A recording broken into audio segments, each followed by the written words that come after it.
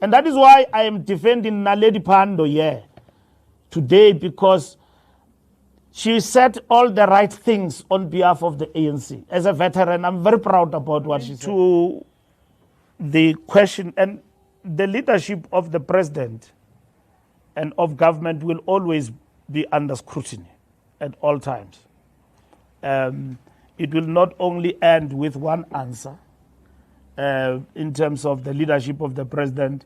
It will always be under scrutiny in terms of the good work that government does going forward, and that will reflect on the president and so on. So that work is continuing, whether good or bad, but the scrutiny of leadership of the country, that will always be done. Even if leadership is doing good work, there will be those who say we don't see what is happening in our country. Whereas there is a lot of work that is being undertaken, including in the fight against corruption in South Africa. Steps against Senzo, Malusi, and I don't know why you add Naledi Pandor, because I think you are just distorting what Sis Naledi was saying yesterday. Sis Naledi was reinforcing ANC policy in a public platform, talking about the values of what is expected from ANC members. In the platform where she was talking about Istwalandwe, Umamu Gertrude Shope. So she couldn't have said anything other than what she had to say there, which was correct. That we need a new cadre of renewal, which is correct. What Naledi was saying there. So I read in the newspapers, they say no, Naledi must be disciplined. For what? Because she's saying the right things. That the leadership of the ANC and its veterans are expected to say, and to remind us all the time that these things have got to happen. Not a leadership that says that you are failing.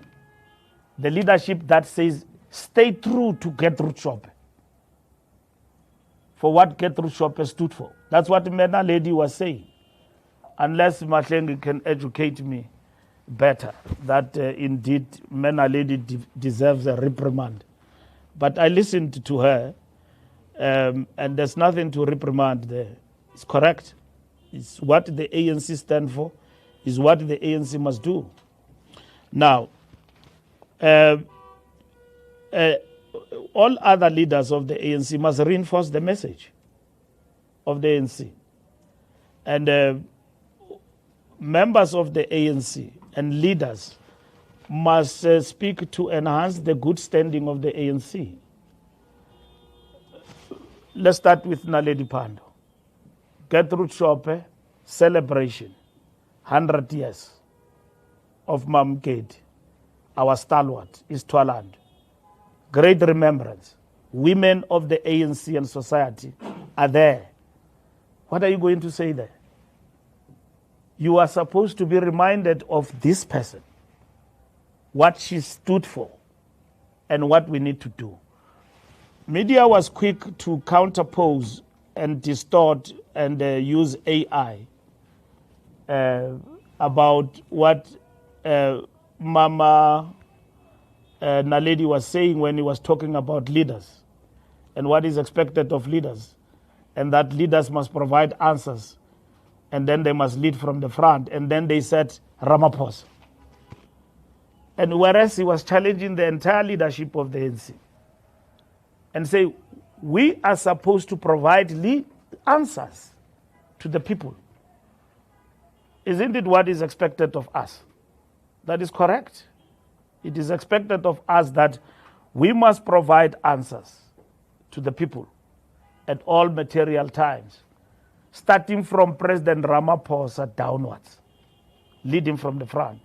President Ramaphosa can't provide answers alone. He provides leadership from the answers that are given by the collective he leads with.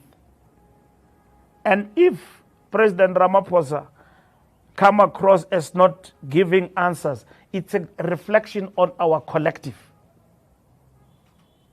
as a leadership. If anyone were to say that, it's a reflection on us as a leadership.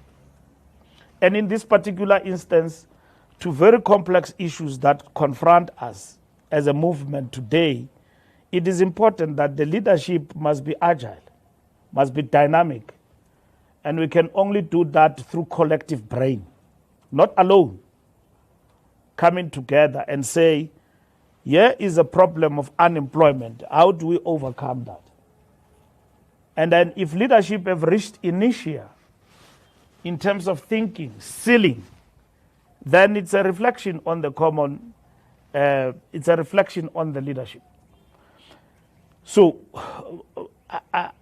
Mama Naledi Pandor did not veer anyhow from what is expected from her as a leader and a veteran of the ANC. She spoke like a veteran on the occasion that honored the veteran of the ANC. In my view, she was not even most quoted, she was distorted, to say the least. Because if you take a piece of something from what somebody says and then put it in a gossip column, you will not get the result.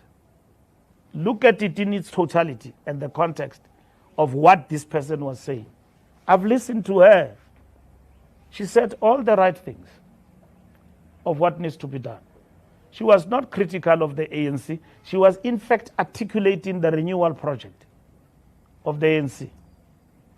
Now, if you are a member of the National Executive Committee of the ANC, the NEC takes a decision and say, GNU is a tactical maneuver and intervention.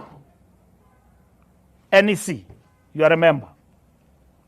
And then the media says, you said this GNU you did not agree with.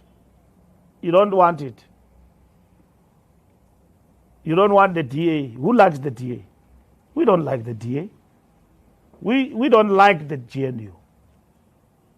But GNU is a tactical maneuver out of many other options on the table. And everybody, as we characterize it right from the onset, that it brings on board not necessarily people who agrees, but it brings on board people ideologically who are on the opposite, including the DA. All the political parties who are there are ideologically on the opposites. Majority of them are opponents of the ANC, including the DA, Freedom Front Plus, and all other parties that are there. Very few chose not to come in for their own reasons. But we have said as the ANC, GNU is not a strategic end, it's a tactical maneuver. It means at some point it will come to an end. If it comes to an end, the GNU, because others decide to withdraw, all of them, and leave the GNU, that will be fine. But GNU, from where we stand, will come to an end because the masses will define what must happen for this country. And the ANC chose the path of the GNU. Now, that is a decision of the National Executive Committee of the ANC, that all members of the NEC are bound by it, and members of the ANC are bound by it, even those who don't agree with it. Like I explained to you earlier on, that we had many options on the table in terms of government of national unity. We had minority government, we had an option of an election. We had co-governance between two political parties and all of that. But we chose GNU for everybody to come and participate. So in this particular instance, it is a position of the ANC, unless it is reviewed by the National Executive Committee, of the African National Congress. We don't have dissent in the organization around that. We do. There are members of the ANC who said, no, we don't understand. That's why, as the national leadership, we went to the ground and explained to members of the ANC why we took that decision as the African National Congress. In the moment that we are in as an organization. So members of the National Executive Committee have got a burden unto themselves to explain this difficult decision of the organization. In 1990, the ANC goes to Groote and meet with the apartheid regime and pronounce on the Groote Minute. And Chris Hani is in Transkei, confined there by the apartheid regime and all of that. And then well looked after there by General Olomisa. And then he wake up as a leader of the ANC. Here is Mandela and the rest of the leadership with de Klerk and so on.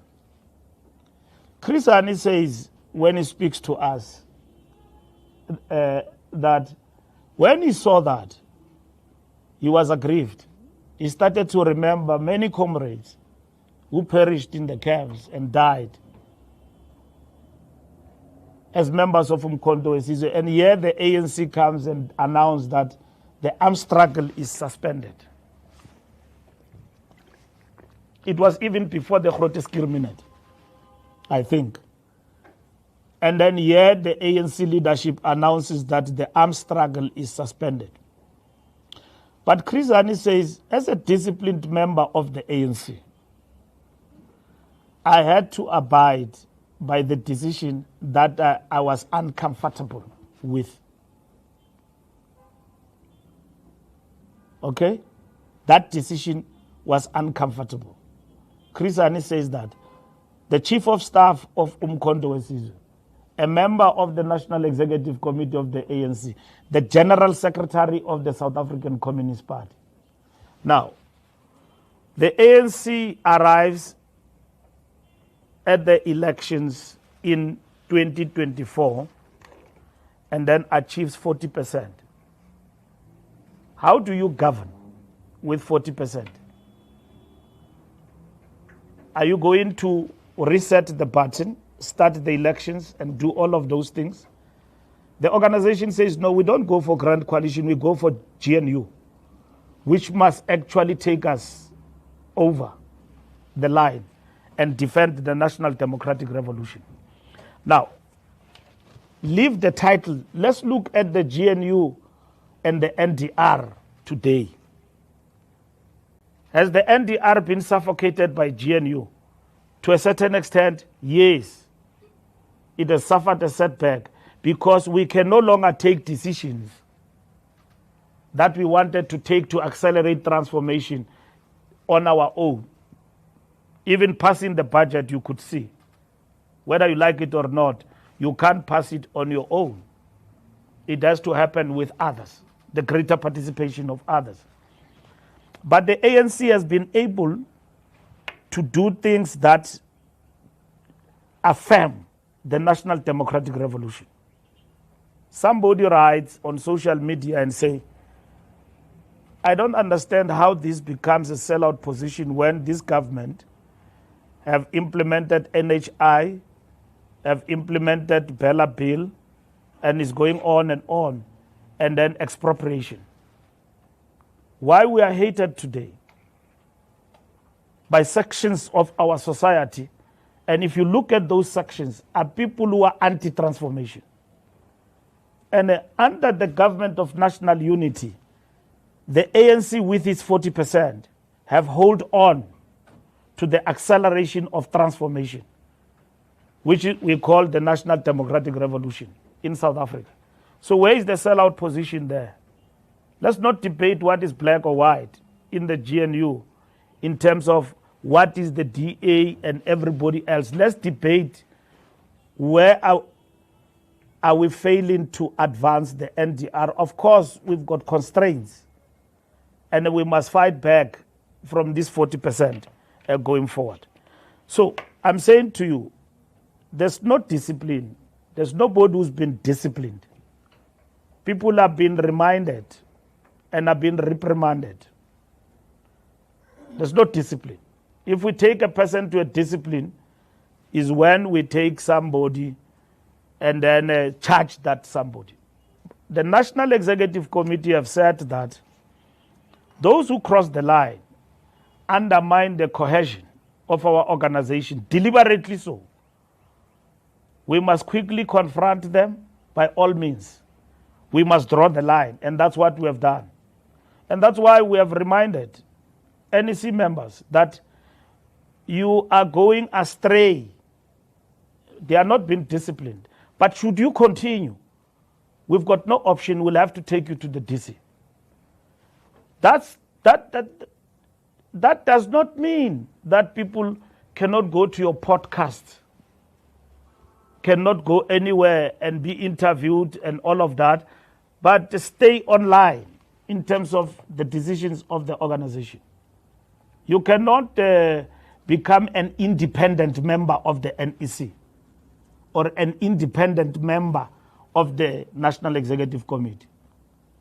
And I wish to make it very clear that if NEC members, who some of them are notable figures in society, they are great political influencers that you as the media tap on their knowledge from time to time and wish to engage with them, which we appreciate as the ANC.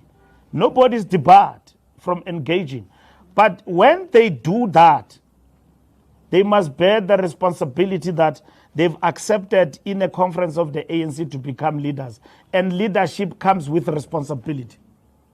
You are not independent when you are a leader. You've got to lead from the front. You've got to explain the most difficult positions of the ANC. You don't become a populist.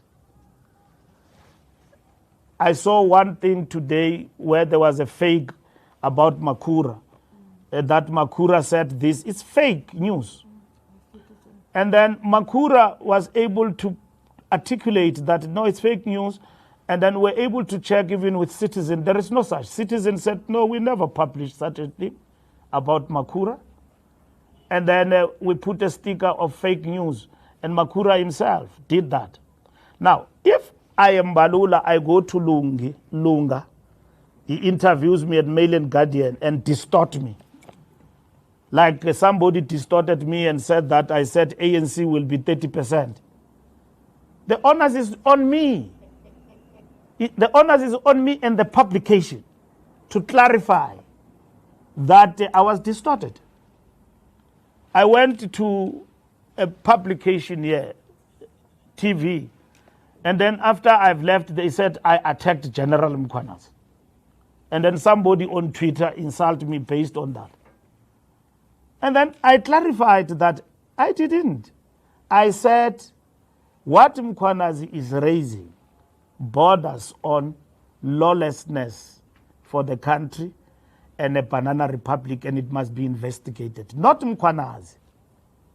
Maybe English, we don't understand it properly, all of us. But that's what I said. I said that the things that he's talking about suggest lawlessness and borders on us being a banana republic, and that must be investigated. And then somebody said Mbalula is attacking Mkhwanazi. He says that Mkhwanazi, Mkhwanazi is promoting banana republic and everything. And that was clarified. I was interviewed, not Mahlenge, me.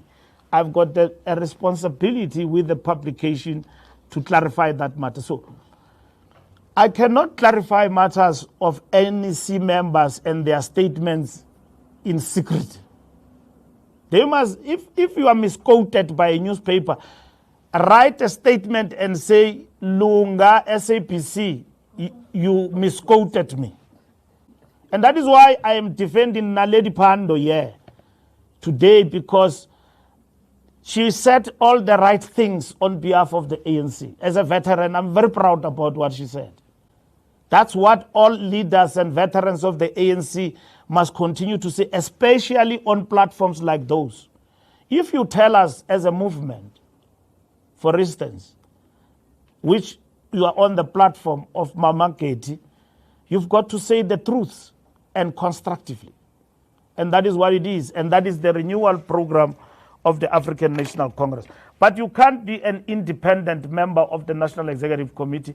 And members of the NEC said, we must deal with that particular matter. UFM, I've clarified the issue.